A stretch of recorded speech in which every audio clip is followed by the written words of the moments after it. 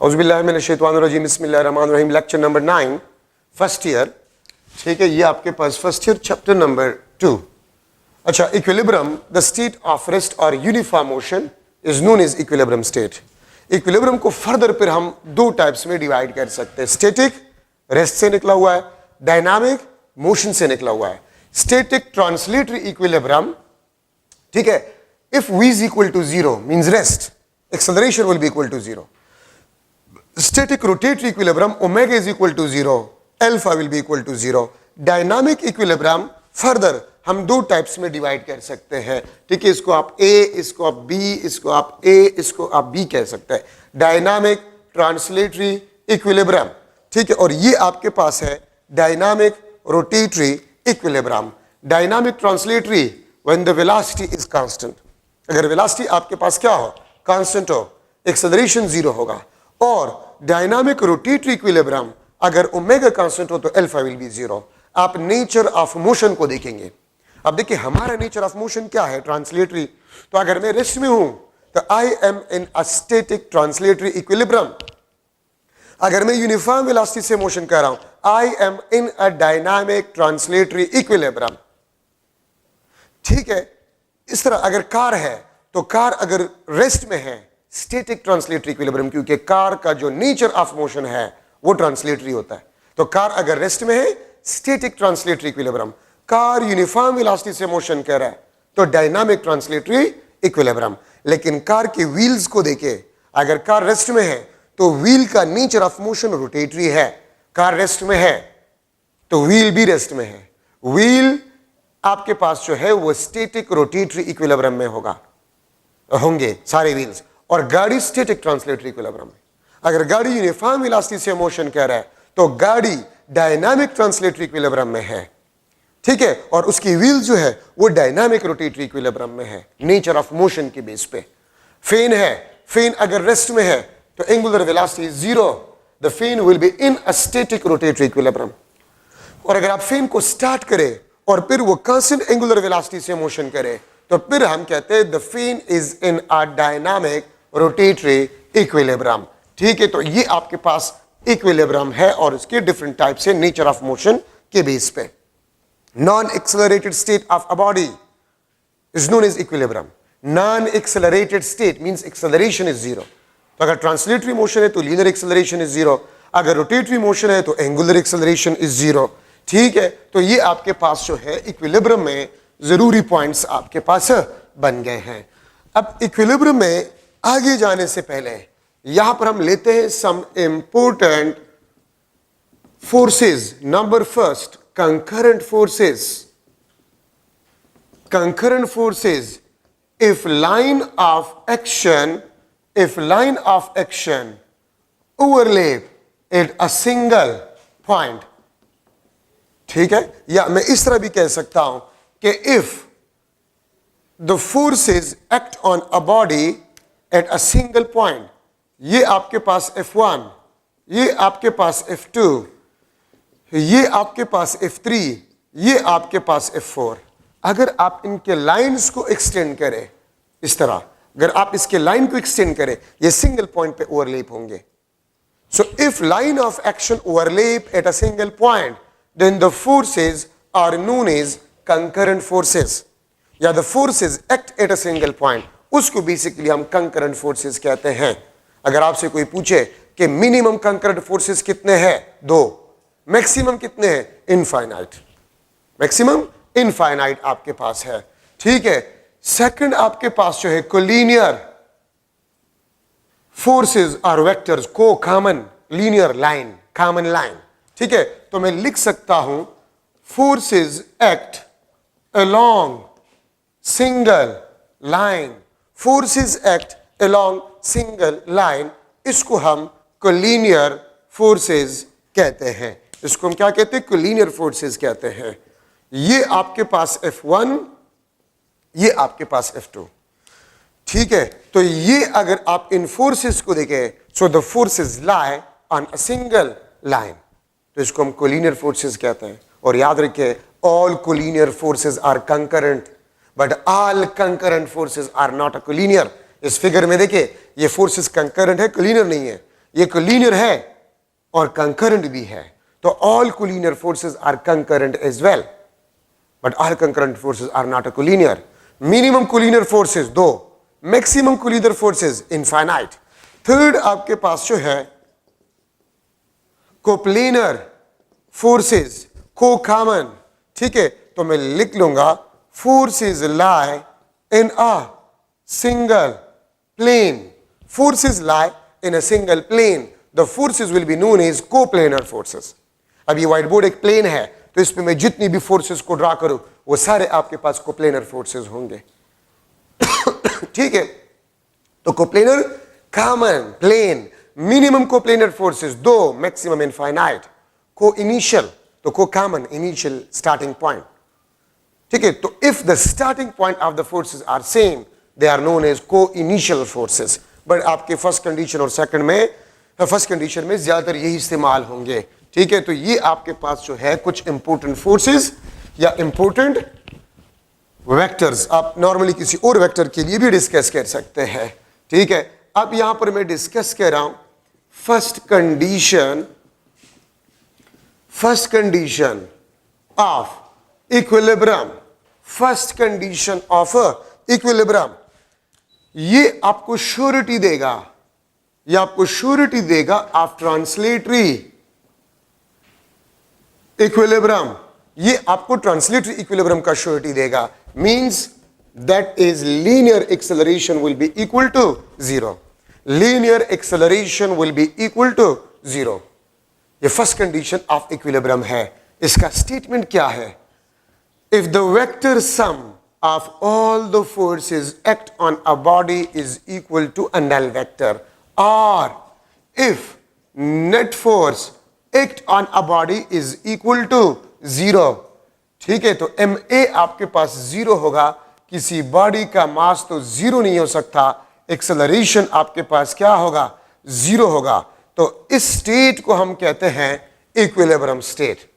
If the vector sum of all the forces act on a body is equal to a null vector और 0 vector, then the body will be in a translatory equilibrium. Body आपके पास जो है वो translatory equilibrium में होगा. अगर किसी बॉडी पे अपवर्ड फोर्सेस लग रहे हैं और डाउनवर्ड भी लग रहे हैं, ठीक है, और अगर अपवर्ड और डाउनवर्ड का सम बराबर हो, दे विल कैंसल.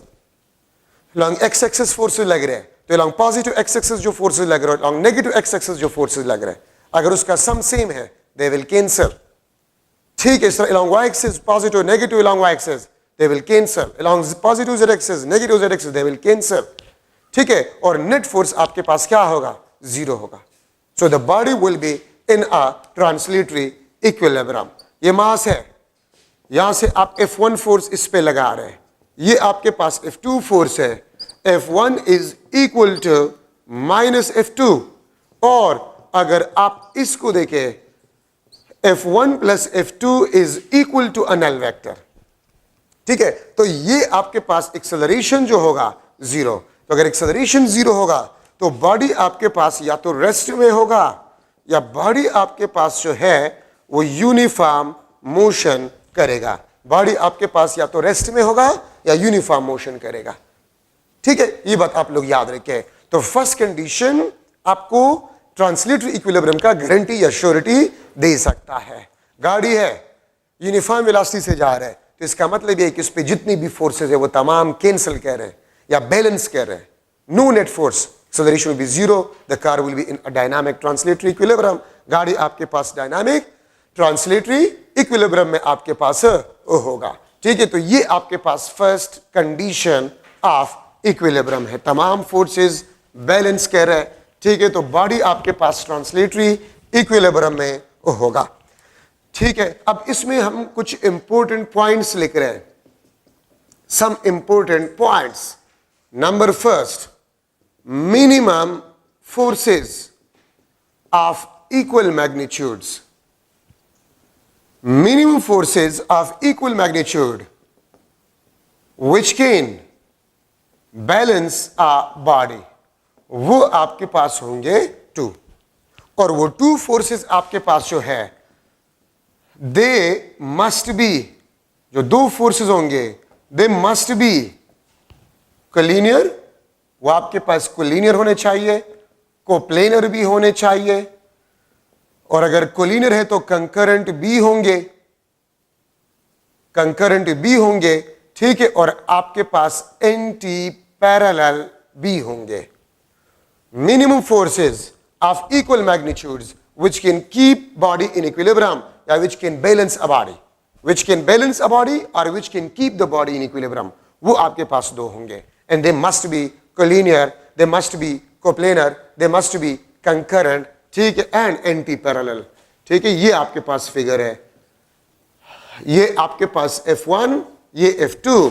तो F1 आपके पास है, this is equal to minus F2. F1 plus F2 आपके पास है, this is equal to null vector या जीरो वेक्टर. ठीक है, तो देखिए ये कोलिनियर भी है, कोप्लेनर भी है, कंकरेंट भी है, ठीक है, और एंटी पैरेलल भी है. अगर इन चारों में एक कंडीशन भी ना हो तो ये कभी भी एक दूसरे को बैलेंस नहीं कर सकते. ठीक है, maximum forces of equal magnitudes which can balance a body, वो आपके पास इनफाइनाइट है. ठीक है, थर्ड पॉइंट में लिख रहा हूं, theta is equal to 360 degree divide by N. ये आपके पास, this is the angle between two adjacent forces.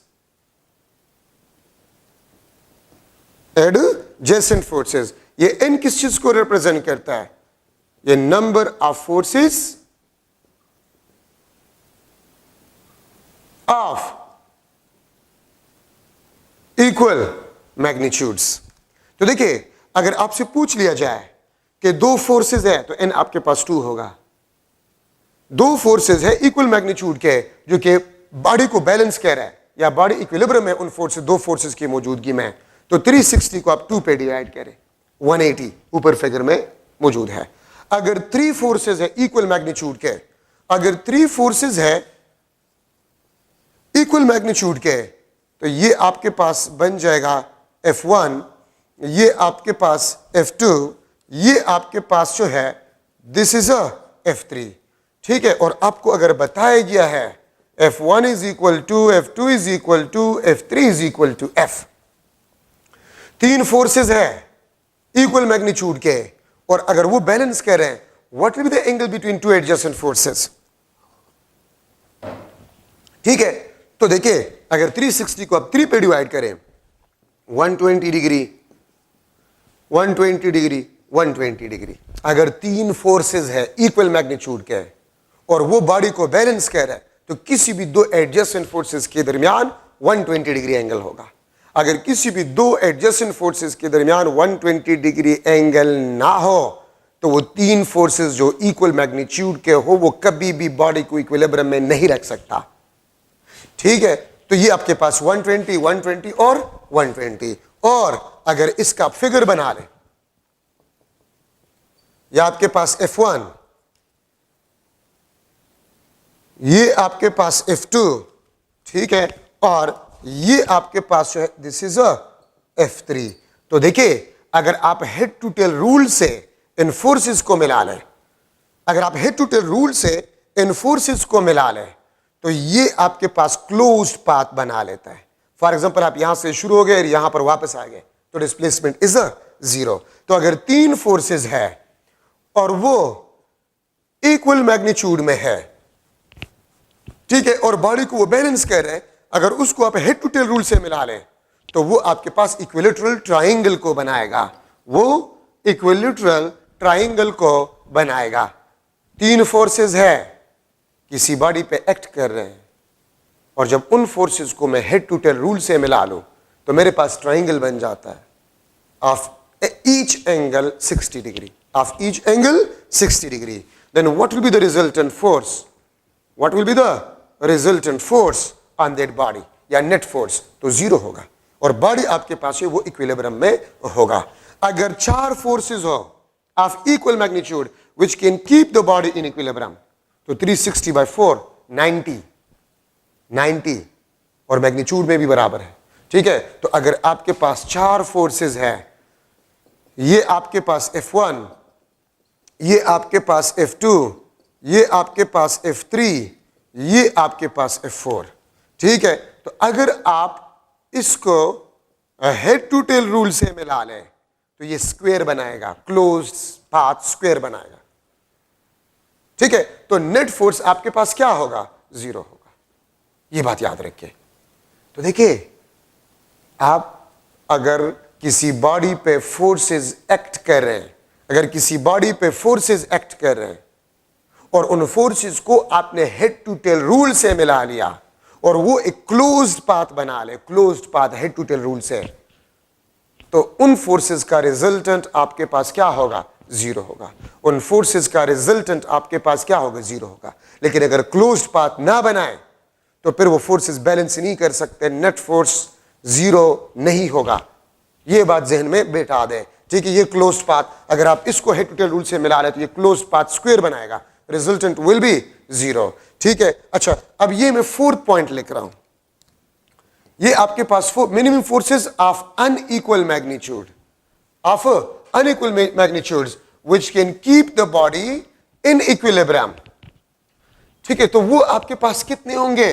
वो आपके पास 3 होंगे, 3, and they must be concurrent. वो आपके पास कंकरेंट होने चाहिए, कोप्लेनर होने चाहिए। ठीक है, कंकरेंट होने चाहिए, कोप्लेनर होने चाहिए और नॉन कोलिनियर आपके पास होने चाहिए। Minimum forces of unequal magnitudes which can keep the body in equilibrium, वो आपके पास 3 होंगे। अनइक्वल मैग्नीट्यूड वाले फोर्सेस वो 3 होंगे, और वो तीनों forces they must be concurrent, coplanar and non collinear. 5th, maximum forces of unequal magnitude which can balance a body, वो आपके पास इनफाइनाइट होंगे। ठीक है, 6th नंबर पॉइंट आपके पास जो है, if single force equal in magnitude to the resultant but opposite in direction, apply can keep body in equilibrium. If single force equal in magnitude to the resultant but opposite in direction, apply can keep body in a equilibrium. अगर आपसे कोई पूछे कि एक body है, उस पे 3 forces लग रहे, 4 फोर्सेस लग रहे, 5 फोर्सेस लग रहे, 2 फोर्सेस लग रहे, 10 फोर्सेस लग रहे, लेकिन उसका रिजल्टेंट 10 न्यूटन ईस्ट हो, उसका तमाम फोर्सेस जितने भी लग रहे हैं, उसका रिजल्टेंट फोर्स 10 न्यूटन ईस्ट हो, तो मैं उस बॉडी पे कितना फोर्स लगा लूं और किस डायरेक्शन में, so that the body attain equilibrium state. तो बाकी फोर्सेस को गोली मारे, रिजल्टेंट को देखिए। अगर रिजल्टेंट 10 न्यूटन ईस्ट है तो 10 न्यूटन वेस्ट फोर्स लगा ले, अब बॉडी को इक्विलिब्रियम में ला सकते हैं। बाकी किसी भी डायरेक्शन में कोई भी फोर्स लगा ले, आप कभी भी बॉडी को इक्विलिब्रियम में नहीं रख सकते। ठीक है, if single force equal in magnitude to the resultant but opposite in direction, apply can keep body in a equilibrium. ठीक है, ये आपके पास 6th पॉइंट बन गया, ये आपके पास 7th पॉइंट बन गया। ठीक है, वो आपके पास क्या होगा? when n forces act on a body and body is in equilibrium, when n forces act on a body and body is in equilibrium and one force remove, एक फोर्स को हमने रिमूव कर लिया है। ठीक है, then the resultant unbalanced force act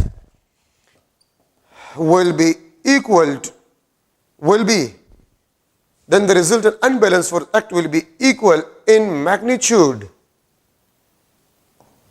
but opposite in direction. But opposite in direction to the force which we remove. ये जो 6 नंबर पॉइंट और 7 एक दूसरे के अपोजिट है। इसमें हमने कहा अगर आप रिजल्टेंट फोर्स के मैग्नीट्यूड के बराबर लेकिन डायरेक्शन में अपोजिट फोर्स आप लगा ले तो हम बॉडी को इक्विलिब्रियम में ला सकते हैं। और ये 7 पॉइंट आपको ये बता रहे हैं कि अगर एन फोर्स किसी बॉडी पे एक्ट करे और बॉडी इक्विलिब्रियम में है और हमने एक फोर्स को हटा दिया तो फिर उस बॉडी पे जो नेट अनबैलेंस फोर्स होगा वो मैग्नीट्यूड में उस फोर्स के बराबर होगा जिसको हमने रिमूव किया है, लेकिन डायरेक्शन में आपके पास अपोजिट होगा। अब मैं इसको ये 4th, 6th और 7 पॉइंट ये मैं डायग्राम से डिस्कस कर रहा हूं। ठीक है, ये मैं डायग्राम से डिस्कस करवा रहा हूं। ठीक है, तो आप इसको थोड़ा सा गौर से देखें। ठीक है, ये आपके पास बॉडी है मास m, मैं इस साइड पे फोर्स F1 लगा रहा हूं विच इज 4 न्यूटन ईस्ट। ये आपके पास F2 है, F2 force which is 3 Newton north. ये आपके पास 3 न्यूटन नॉर्थ है और दोनों आप देख ले तो मैग्नीट्यूड में भी बराबर नहीं है और डायरेक्शन में भी नहीं है। तो मैं अगर इसका रिजल्टेंट फोर्स मालूम करूं, ये आपके पास F2, तो ये आपके पास क्या बन जाएगा, ये आपके पास रिजल्टेंट फोर्स है। और देखिए F2 आपके पास 3 न्यूटन नॉर्थ, तो 4 square plus 3 square, 4 square 16 plus 3 square 9, 16 plus 9 25, तो ये आपके पास 5 Newton north of east force, ये रिजल्टेंट फोर्स होगा। ये आपके पास क्या होगा, रिजल्टेंट फोर्स होगा। तो मैंने क्या बताया, देखिए मैंने क्या बताया है, ये वाला पॉइंट 6 नंबर पॉइंट, ये रिजल्टेंट है। तो अगर हम रिजल्टेंट के मैग्नीट्यूड के बराबर और डायरेक्शन में अपोजिट फोर्स लगा लें, 5 न्यूटन नॉर्थ को आप क्या करें, साउथ करें और ईस्ट को आप वेस्ट करें, तो अगर हम ये फोर्स लगा लें, ठीक है, तो बॉडी आपके पास होगा वो क्या होगा, वो इक्विलिब्रियम में होगा। अब इन 3 फोर्सेस की मौजूदगी में बॉडी देख ले, the body is in equilibrium. 6th point आपको ये बता रहे हैं कि अगर रिजल्टेंट फोर्स के मैग्नीट्यूड के बराबर लेकिन डायरेक्शन में अपोजिट फोर्स आप लगा ले तो आप बॉडी को इक्विलिब्रियम में ला सकते हैं, अदरवाइज आप बॉडी को इक्विलिब्रियम में नहीं ला सकते हैं। तो ये 6th नंबर पॉइंट आपके पास होगी, अब बॉडी इक्विलिब्रियम में है। और आप 4th नंबर पॉइंट पे देख लें, the minimum forces of unequal magnitude which can keep the body in equilibrium, वो 3 है, 1 2 3। और देखिए तीनों कंकरेंट भी है, कोप्लेनर भी है और नॉन कोलिनियर भी है। तो 4th पॉइंट भी आपके पास हो गया, the minimum forces of unequal magnitude 3। 6था पॉइंट भी हो गया, रिजल्टेंट के अपोजिट और मैग्नीट्यूड में बराबर फोर्स, तो body will be in equilibrium. और जो लास्ट पॉइंट है आपके पास, अगर n फोर्सेस n 2 3 4 10 कितनी भी हो सकते हैं, अगर ये फोर्सेस किसी बॉडी पे एक्ट कर रहे हैं, ठीक है, और आप एक फोर्स को हटा दें, तो फिर जिस फोर्स को आपने हटा दिया है अनबैलेंस फोर्स का मैग्नीट्यूड उसी फोर्स के बराबर होगा, लेकिन डायरेक्शन में आपके पास अपोजिट होगा। अब इन 3 फोर्सेस की मौजूदगी में बॉडी इक्विलिब्रियम में है। ठीक है, ये कंकरेंट भी है, नॉन कोलिनियर भी है और कोप्लेनर भी है। और याद रखिए एक चीज कि हम रिजल्टेंट के मैग्नीट्यूड के बराबर लेकिन डायरेक्शन में अपोजिट जो फोर्स लगाएंगे वो कोप्लेनर होना चाहिए। अगर आप रिजल्टेंट के मैग्नीट्यूड के बराबर फोर्स लगा लें और वो कोप्लेनर ना हो उस फोर्स रिजल्टेंट फोर्स के, तो कभी भी वो बॉडी को बैलेंस नहीं कर सकता। अच्छा, अब इन 3 फोर्सेस की मौजूदगी में बॉडी इक्विलिब्रियम में है। तो इस लास्ट पॉइंट को देखें, अगर मैं इस फोर्स को हटा दूं तो अब बॉडी इक्विलिब्रियम में नहीं होगा। अब इस पे नेट फोर्स कितना होगा, 4 न्यूटन ईस्ट को हमने हटा दिया तो रिजल्टेंट फोर्स इस मास पे 4 न्यूटन वेस्ट होगा, 4 न्यूटन वेस्ट होगा। अगर आप इसको हटा दें, अगर आप इसको हटा दें, बॉडी तो इक्विलिब्रियम में था, मैंने एक फोर्स को हटा दिया, 3 न्यूटन नॉर्थ को मैंने हटा दिया, तो अब इस पे net unbalance force 3 Newton south होगा। अगर आप इसको हटा दें, ठीक है, आप अगर इसको हटा दें तो फिर resultant force 5 Newton north east होगा। तो ये आपके पास लास्ट पॉइंट की बात हो गई। ठीक है, आपके बुक में भी शॉर्ट क्वेश्चन से ये एमसीक्यूज है। ठीक है, तो ये आपके पास जो है इंपॉर्टेंट डिस्कशन थे in a first condition of equilibrium. ये फर्स्ट कंडीशन ऑफ इक्विलिब्रियम से रिलेटेड आपके पास एमसीक्यूज थे। मैं अगर एक एमसीक्यू इस तरह बना लूं, which pair of forces can keep body in equilibrium? ठीक है, आपके पास ए ऑप्शन जो है 1 newton, 3 newton, 5 newton. B option आपके पास 2 newton, 3 newton, 6 newton. C option आपके पास जो है 5 न्यूटन, 6 न्यूटन, 12 न्यूटन। ठीक है, और बल्कि मैं इसको 0 न्यूटन लिख लेता हूं, या इसमें मैं इस तरह कर लेता हूं, ये 4 न्यूटन, 6 न्यूटन, मैं इसको 1 न्यूटन लिख लेता हूं। डी ऑप्शन आपके पास जो है दैट इज 7 न्यूटन, 4 न्यूटन और 9 न्यूटन। तो आप मुझे बताएं कौन से पेयर ऑफ फोर्सेस बॉडी को बैलेंस रख सकता है या इक्विलिब्रियम में रख सकता है। तो इसका आसान तरीका है, आप इन दोनों फोर्सेस को ऐड करें, 1 + 3 4, मैक्सिमम पॉसिबल सम ये दोनों आपको 4 दे सकता है, 5 ये आपको नहीं दे सकता। ठीक है, 4 से ज्यादा आपको नहीं दे सकता, तो ये तो 5 है, 4 से ज्यादा है, तो ये 3 फोर्सेस की मौजूदगी में बॉडी कभी भी इक्विलिब्रियम में नहीं हो सकता।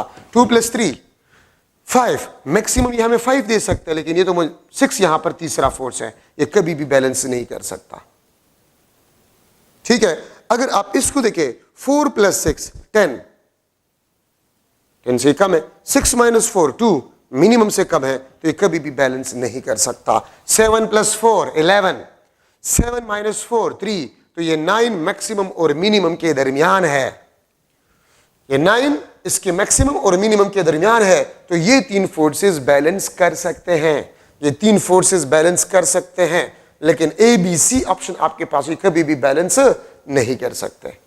तो ये आपके पास फर्स्ट कंडीशन में इंपॉर्टेंट डिस्कशन आपके पास आ गया। ठीक है, so first condition of equilibrium में जितनी भी इंपॉर्टेंट कंसेप्ट्स थे वो मैंने आपको सिखा दिए, इंशाल्लाह आपको कोई प्रॉब्लम नहीं होगी एमसीक्यूज में। ठीक है, अच्छा, टार्क टार्क आपके पास जो होते हैं the cross product of the momentum and force.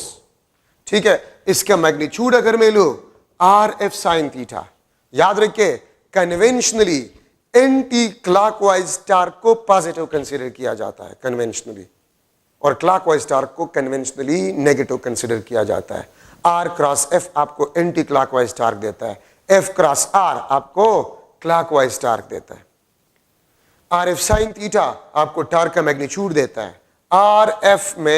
RF और थीटा में किसी भी एक को अगर आप बढ़ा दें तो टार्क बढ़ जाएगा।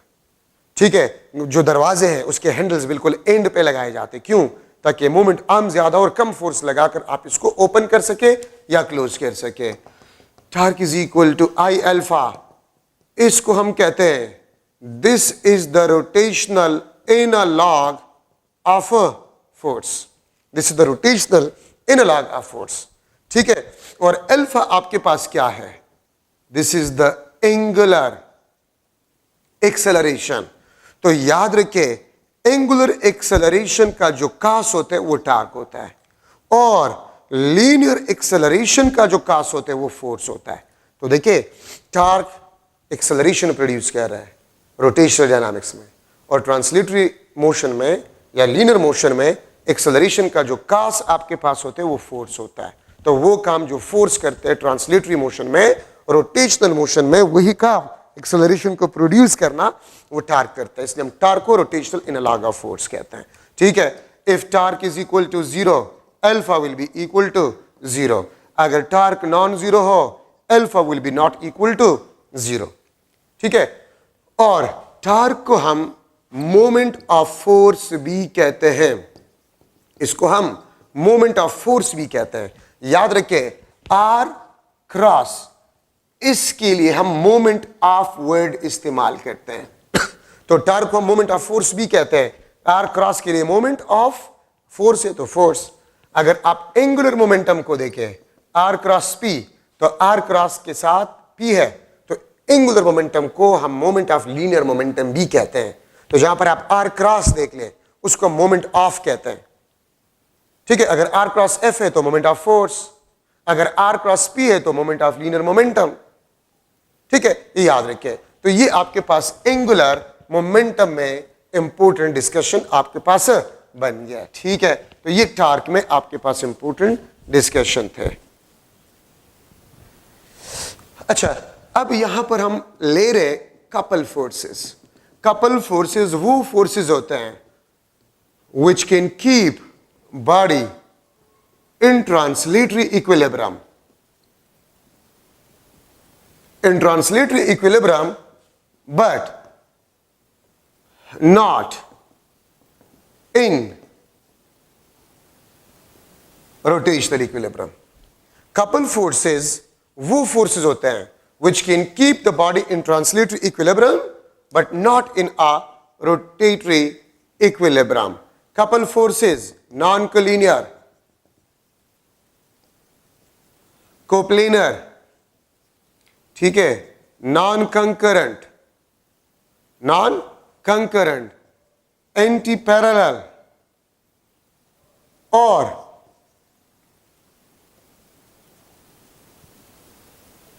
Equal in magnitude. ठीक है, ये कपल फोर्सेस की प्रॉपर्टीज में एक भी मिसिंग हो तो फिर फोर्सेस को हम कपल फोर्सेस नहीं कहते हैं। Couple forces are non collinear, coplanar, non concurrent, equal in magnitude और एंटी पैरेलल। ये आपके पास कपल फोर्सेस कहलाते हैं। ठीक है, ये अगर आपके पास एक रॉड है, ठीक है, और इसके इस एंड पे फोर्स लग रहा है F1 और दूसरे एंड पे फोर्स लग रहा है F2, तो आप इसको देखिए, F1 आपके पास माइनस F2 के बराबर है, तो ये नॉन कोलिनियर भी है, इक्वल मैग्नीट्यूड भी है। ठीक है, अगर आप इसको सम करें इज इक्वल टू 0, ये फर्स्ट कंडीशन को भी सेटिस्फाई कर रहा है। इसका मतलब ये है कि बॉडी आपके पास है वो ट्रांसलेटरी इक्विलिब्रियम में है। ठीक है, अगर मैं इसको एक्सिस ऑफ रोटेशन लो, अगर मैं इसको एक्सिस ऑफ रोटेशन लो, ये आपके पास मोमेंट आर्म होगा R1 L/2। ठीक है, और ये आपके पास मोमेंट आर्म होगा R2, ये भी L/2 है, अगर बिल्कुल एंड्स पे फोर्सेस लग रहे हैं। आप अगर इस F1 को देखें, ये आपके पास एंटी क्लॉकवाइज में टार्क को प्रोड्यूस करेगा, और जो F2 है ये भी आपके पास एंटी क्लॉकवाइज में टार्क प्रोड्यूस कर रहे हैं। तो अगर आप F1 के टार्क को देखें और आप F2 के टार्क को देखें तो इनका टार्क आपके पास सेम है। अगर इनका टार्क आपके पास सेम है तो फिर नेट टार्क आपके पास नॉन जीरो होगा। अब अगर मैं नेट टार्क को मालूम करूं तो this will be equal to the sum of torque T1 and T2, और अगर आप इसको सम करें ये आपके पास LF आएगा। ठीक है, L length of a rod, अगर आप इसको सॉल्व करें तो L/2 F1 plus L/2 F2, और F1 F2 बराबर है F। ठीक है, तो ये आपके पास है LF, और इस L को हम कहते हैं, this L is known as couple arm, और इस फोर्स को हम कहते हैं दिस इज कपल फोर्स। ठीक है, तो कपल फोर्स को और कपल आर्म को अगर आप मल्टीप्लाई करें तो आपके पास टार्क बाय कपल फोर्सेस आ जाएंगे। टार्क बाय कपल फोर्सेस आपके पास आ जाएंगे। ठीक है, ये बात याद रखें। तो टार्क आपके पास जो है, the product of the couple arm and force is known as the net torque produces by the couple forces. ठीक है, तो देखिए मैंने आपको कहा कि जो net torque couple forces produce करते हैं वो कपल आर्म और कपल फोर्स का प्रोडक्ट होता है।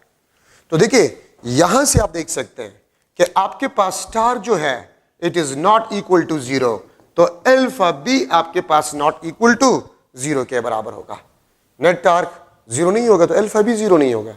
तो मैंने डिफिनीशन में लिखा है कि कपल फोर्सेस वो बॉडी को ट्रांसलेटरी इक्विलिब्रियम में रख सकता है लेकिन रोटेशनल इक्विलिब्रियम में इसको नहीं रख सकता।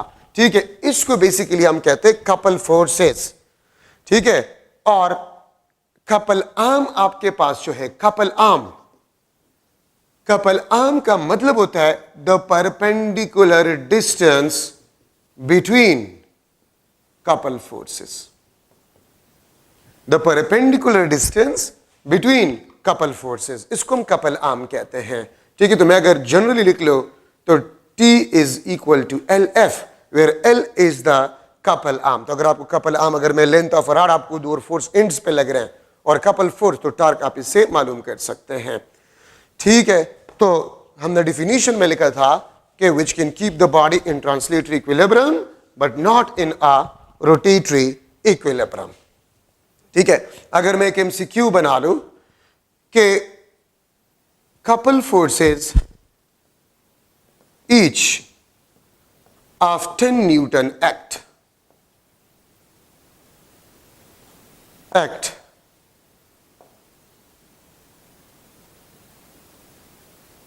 couple forces each of 10 Newton act on a rod of a 10 meter length. One force at 2 meter from one end and another at 1 meter from other end, then torque produces will be dash. तो देखिए आपके पास couple forces each of magnitude 10 Newton, length of rod क्या है 10 metre, एक 2 metre from one and और दूसरा 1 metre from other and. ठीक है, तो फिर आपके पास स्टार क्या होगा, मैं ए ऑप्शन लिख लेता हूं 100 न्यूटन मीटर. ठीक है, मैं दूसरा लिख लेता हूं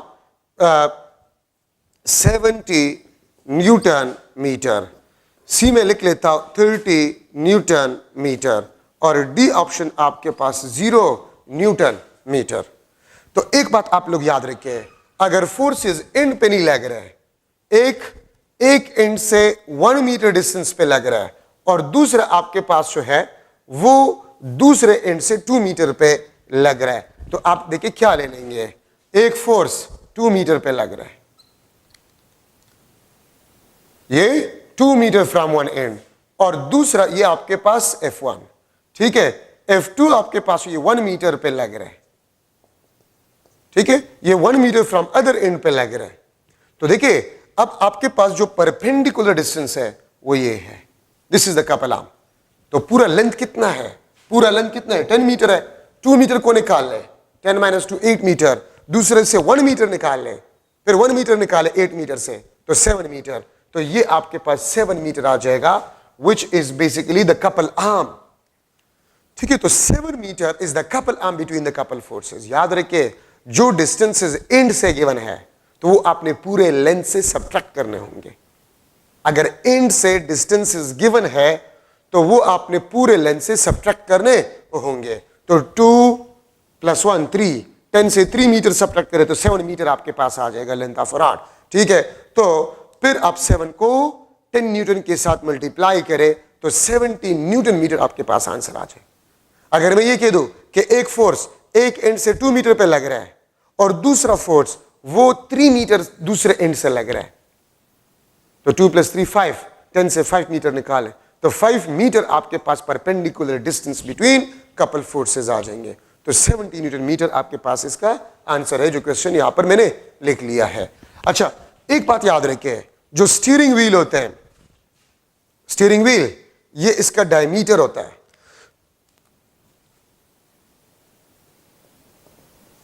एक फोर्स F1 यहां पर लग रहा है, दूसरा फोर्स F2 यहां पर लग रहा है. अगर मैं कह दूं F1 is equal to -F2, F1 is equal to -F2, ठीक है, तो इसका मतलब ये दोनों फोर्सेस कपल फोर्सेस है. ठीक है, और इन दोनों फोर्सेस के दरमियान जो डायमीटर है वो कपल आर्म होगा. So diameter of a steering wheel will be the couple arm for the couple forces. ठीक है, अगर फोर्सेस के मैग्नीट्यूड बराबर ना हो तो फिर भी आपके पास फोर्सेस कपल फोर्सेस नहीं होंगे. ठीक है, ये बात आप लोग याद रखिए.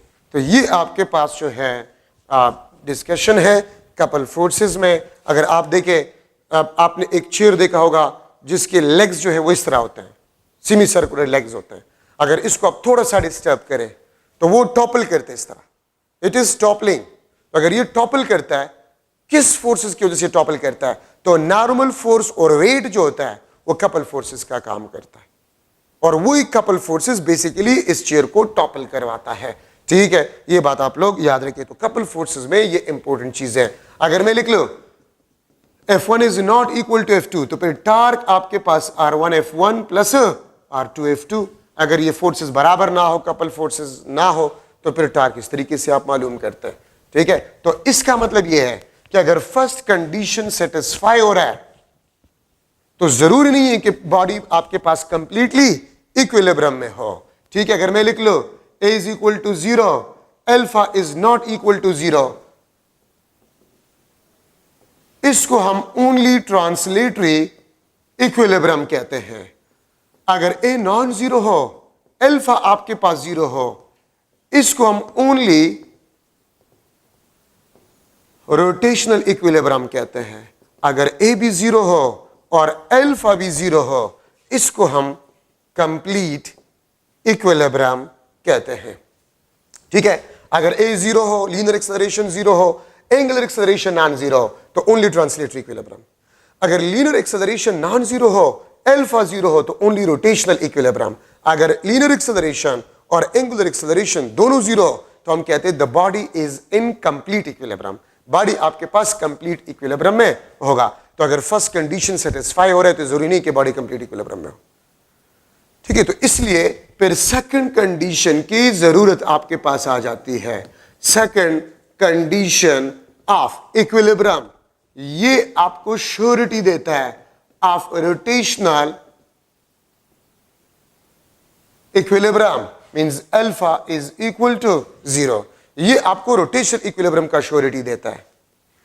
ठीक है, ये आपको ट्रांसलेटरी इक्विलिब्रियम का श्योरिटी नहीं दे सकता। सेकंड कंडीशन ऑफ इक्विलिब्रियम, और इसको हम इस तरह कहते हैं, if the vector sum of all the torques acting on a body is equal to a null vector और zero vector, then the body will be in a rotational equilibrium. ठीक है, या मैं इसको इस तरह भी लिख सकता हूं, और the sum of anti clockwise torque is equal to the sum of clockwise torque. ठीक है, तो फिर आपके पास जो नेट टार्क होगा वो 0 होगा। आई अल्फा आपके पास 0 होगा, I will be not equal to 0, तो अल्फा आपके पास क्या बन जाएगा? 0। So it means second condition of equilibrium आपको रोटेशनल इक्विलिब्रियम का श्योरिटी देता है। If there is no net torque, there will be no angular acceleration. If the sum of anti clockwise torque is equal to the sum of clockwise torque, then the body will be in a rotational equilibrium. ठीक है, vector sum of all the torques acting on a body is equal to a null vector, फिर भी आपके पास body rotational equilibrium में होगा। अगर आप इसको ले, ये आपके पास एक रॉड है, ठीक है, और मैं इसको सेंटर से सपोर्ट भी दे रहा हूं। ये F1 फोर्स है, ये आपके पास F2 फोर्स है। ठीक है, अच्छा, अगर आपके पास F1 फोर्स, तो मैं लिख लूंगा this is the moment arm R1, ये आपके पास मोमेंट आर्म है R2। अब इस F1 को देखिए, ये एंटी क्लॉकवाइज में टार्क प्रोड्यूस कर रहा है, और अगर आप F2 को देखें, ये आपके पास क्लॉकवाइज में टार्क प्रोड्यूस कर रहा है।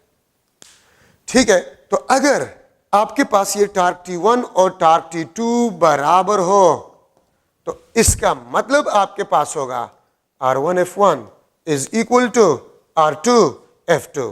ठीक है, RF का प्रोडक्ट आपके पास जो है, it will be equal to constant.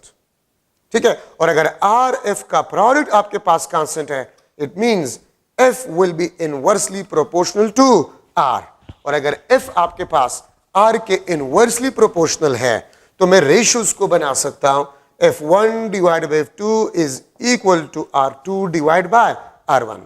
ठीक है, तो this is very important concept in a second condition of equilibrium. Force is inversely proportional to the moment arm.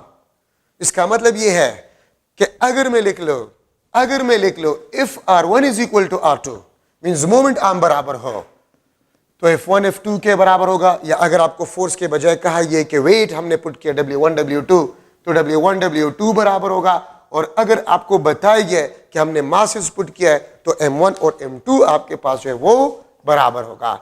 If R1 is greater than R2, अगर R1 R2 से greater है तो F is inversely proportional to R, F1 F2 से कम होगा। अगर wait की बात हो रही है W1 W2 से कम होगा। अगर मास की बात हो रही है तो M1 M2 से कम होगा। कितना कम होगा?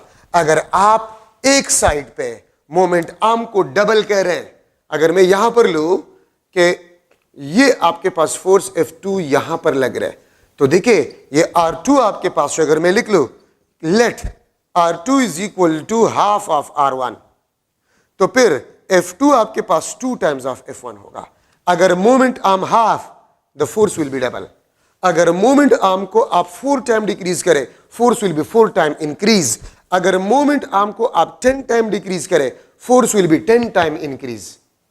फिर आपके पास ये रॉड बैलेंस होगा, अदरवाइज ये रॉड बैलेंस नहीं होगा। तो सारा कमाल किसी भी किस्म के एमसीक्यू इस सेकंड कंडीशन में बनाया जाए तो सारा कमाल F is inversely proportional to R में है। ठीक है, कि जहां पर मोमेंट आर्म को आप बढ़ाएंगे वहां पर फोर्स या वेट या मास को आपने कम करना होगा। ठीक है, ये आपके पास सेकंड कंडीशन ऑफ इक्विलिब्रियम को रिप्रेजेंट करता है। याद रखिए, सेकंड कंडीशन ऑफ इक्विलिब्रियम में जब एमसीक्यूज को बनाया जाता है तो उसमें एक बात की जाती है कि द रॉड इज यूनिफॉर्म। तो जब भी आपको बताया जाए कि द रॉड इज यूनिफॉर्म, तो इसका मतलब ये होगा कि सेंटर ऑफ ग्रेविटी बिल्कुल सेंटर पे लाई करेगा। और अगर रॉड यूनिफॉर्म ना हो तो फिर सेंटर ऑफ ग्रेविटी सेंटर पे लाई नहीं करेगा। ठीक है, दूसरी बात, अक्सर अगर एमसीक्यू में आपको यह बताया जाए यूनिफॉर्म मीटर रॉड, तो इसका मतलब होगा ये रूलर है यूनिफॉर्म और इसका सेंटर ऑफ ग्रेविटी वो बिल्कुल मिड पे होगा 50 सेंटीमीटर पे, क्योंकि हम रॉड का जो लेंथ है वो हम 100 सेंटीमीटर लेंगे।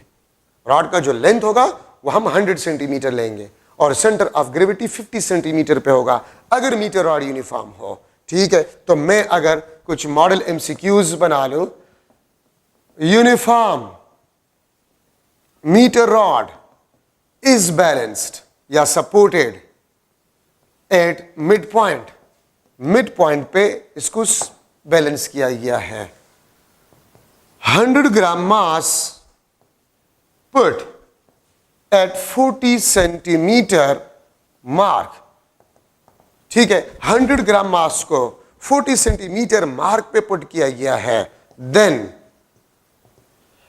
at what point 200 gram mass put so that rod is balanced। ठीक है, मैं ऑप्शन लिख लेता हूं, 45 सेंटीमीटर, बी ऑप्शन आपके पास 55 सेंटीमीटर, 60 सेंटीमीटर, 65 सेंटीमीटर। ठीक है, then at what point 200 gram put so that the rod is balanced। मैंने इसको ब्रैकेट में बंद कर लिया। अगर मैं इसको चेंज करूं तो मैं आपसे ये भी पूछ सकता हूं, then moment arm of 200 gram mass at other side will be dash if rod is balanced। अगर रॉड बैलेंस्ड हो तो फिर मोमेंट आर्म क्या होगा दूसरी साइड पे।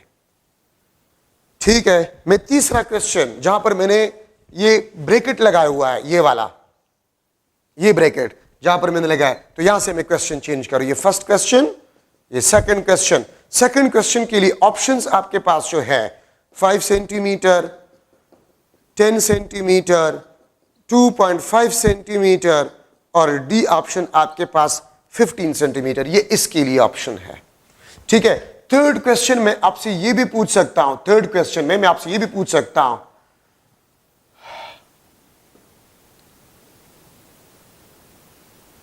at what distance from other end we put 200 gram mass so that rod is balanced. ठीक है, दूसरे एंड से मैं कितने डिस्टेंस पे जो है मास को रख लूं so that the rod is a balanced. तो 45 सेंटीमीटर पे, बी ऑप्शन 40 सेंटीमीटर पे, सी ऑप्शन आपके पास 50 सेंटीमीटर पे और डी ऑप्शन 55 सेंटीमीटर पे.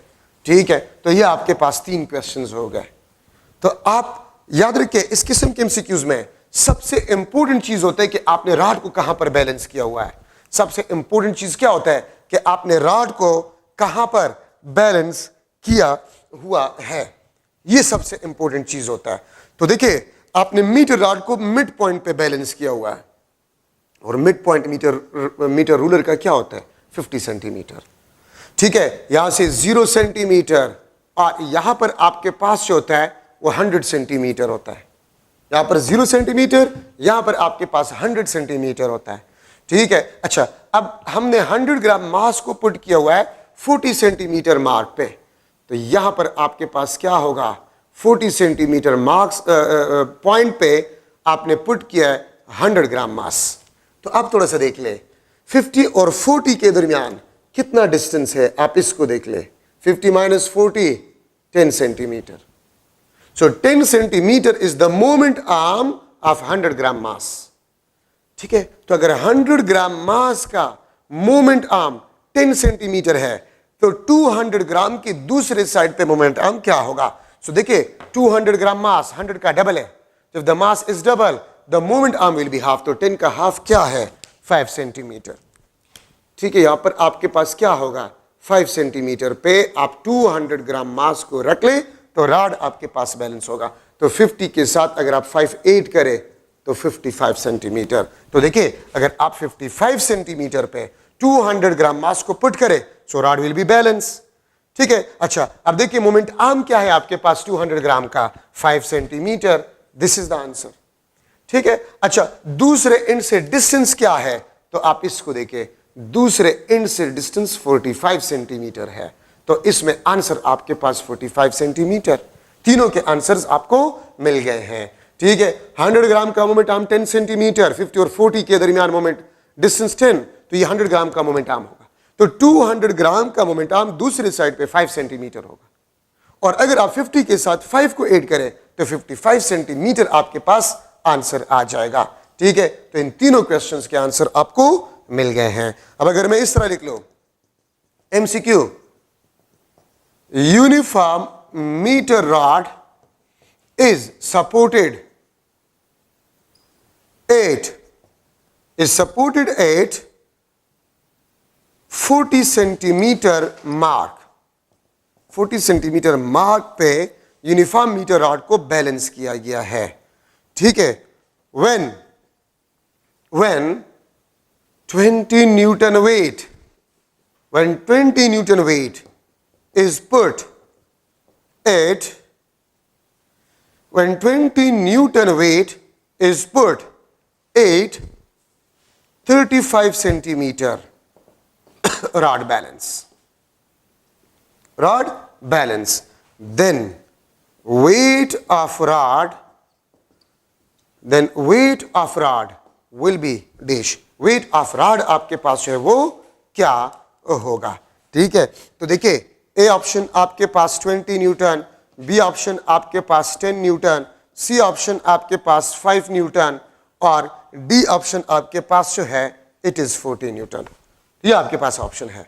तो मैंने आपको स्टार्ट में बताया कि क्वेश्चन में सबसे इंपॉर्टेंट चीज आपके पास ये होता है कि रॉड को कहां पर बैलेंस किया गया है, कहां पर सपोर्ट दिया गया है.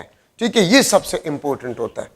तो आप अगर देखें तो आपको बताया गया है कि rod uniform metre rod is supported at 40 centimetre mark. Rod को 40 सेंटीमीटर मार्क पे सपोर्ट किया गया है. ठीक है, और यूनिफॉर्म मीटर रॉड है तो 50 सेंटीमीटर पे आपके पास सेंटर ऑफ ग्रेविटी होगा. ठीक है, weight of rod centre of gravity पे एक्ट करेगा. अच्छा 35 सेंटीमीटर पे यहां से 0 सेंटीमीटर यहां तक 100 सेंटीमीटर. ठीक है, 35 सेंटीमीटर पे 20 न्यूटन वेट को रखा गया है। ठीक है, 35 सेंटीमीटर पे 20 न्यूटन वेट को रखा गया है। तो आप अगर 40 और 35 के दरमियान अगर आप इस लेंथ को मालूम करें तो ये 5 सेंटीमीटर है। 40 और 35 5 centimetre. So 5 centimetre is the moment arm for 20 Newton wait. ठीक है, अब ये देखिए सेंटर ऑफ ग्रेविटी 50 पे है, सपोर्ट 40 पे है, तो 50 और 40 के दरमियान डिस्टेंस कितना है? 10 सेंटीमीटर। तो देखिए वेट ऑफ रॉड का मोमेंट आर्म 10 सेंटीमीटर है, जो कि 5 सेंटीमीटर का डबल है। अगर मोमेंट आर्म डबल है तो weight of rod will be half, तो 10 न्यूटन आपके पास वेट ऑफ रॉड होगा। This is the answer, this is the answer. अगर मैं कह दूं 35 सेंटीमीटर पे मैंने 100 ग्राम मास को रख लिया, what will be the mass of metre rod? तो अगर मोमेंट आर्म डबल है तो आपके पास मास हाफ होगा, तो 100 ग्राम का मास हाफ, वो 50 ग्राम आपके पास आंसर होगा। So these are some model MCQ. ठीक है, मैं अगर इस तरह लिख लो, लेट सपोज ये आपके पास कैपिटल एम है, दरमियान से हमने इसको सपोर्ट दिया है। ठीक है, ये आपके पास जो है ये आपके पास स्मॉल एम है, कैपिटल एम, ये आपके पास स्मॉल एम। अगर मैं लिख लो कैपिटल एम आपके पास जो है दिस इज 40 kg, तो स्मॉल एम आपके पास क्या होगा? इफ दिस इज बैलेंस, अगर ये आपके पास बैलेंस होगा तो स्मॉल मास क्या होगा? तो अगर आप देखें ये बिल्कुल सेंटर पे है, अगर आप यहां पर देखें बिल्कुल सेंटर पे है, तो इसका मतलब मोमेंट आर्म इक्वल, तो ये मास और इन दोनों का सम वो आपके पास सेम होगा। तो अगर ये 40 है तो मास स्मॉल एम आपके पास, मैं ऑप्शंस लिख लेता हूं, 40 kg B option, 20 kg C option, 10 kg और डी ऑप्शन आपके पास 5 kg। तो देखिए इन दोनों का सम इसके बराबर होना चाहिए क्योंकि मोमेंट आर्म बराबर है। ठीक है, तो आपके पास 20 + 20, ये आपके पास 40, तो स्मॉल बॉडी का मास आपके पास होगा वो 20 किलोग्राम होगा। ठीक है, मैं एक लास्ट एमसीक्यू करता हूं। Non uniform metre rod, non-uniform meter rod is supported at 35 centimeter mark. ठीक है, if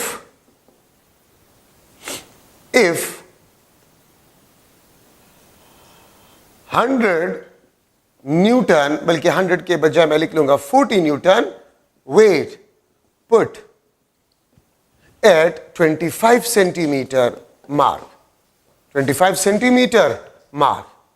ठीक है, rod balance, when weight of rod is also 40 Newton, when weight of rod is also 40 Newton, then center of gravity will lie at dash point.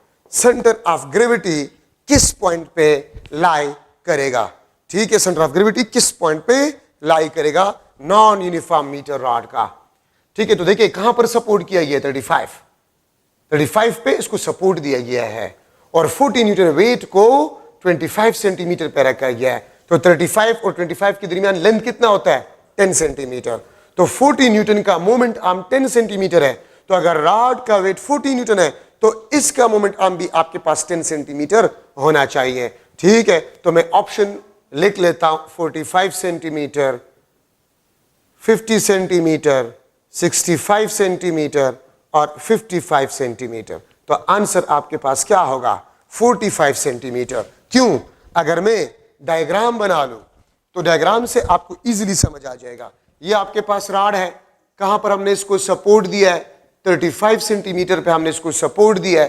ठीक है, और 25 centimetre पे हमने 40 Newton wait को सस्पेंड किया है। तो आप इसके मोमेंट आर्म को देखें, 35 और 25 सेंटीमीटर के दरमियान 10 सेंटीमीटर आपके पास मोमेंट आर्म है। ठीक है, वेट ऑफ अ रॉड भी 40 न्यूटन है, तो इस साइड पे बी पर वेट ऑफ अ रॉड का मोमेंट आर्म वो भी आपके पास 10 सेंटीमीटर होना चाहिए, क्योंकि ये भी 40 ये भी 40, तो moment arm will be equal. तो 35 के साथ 10 ऐड करें, ये क्या आ जाएगा?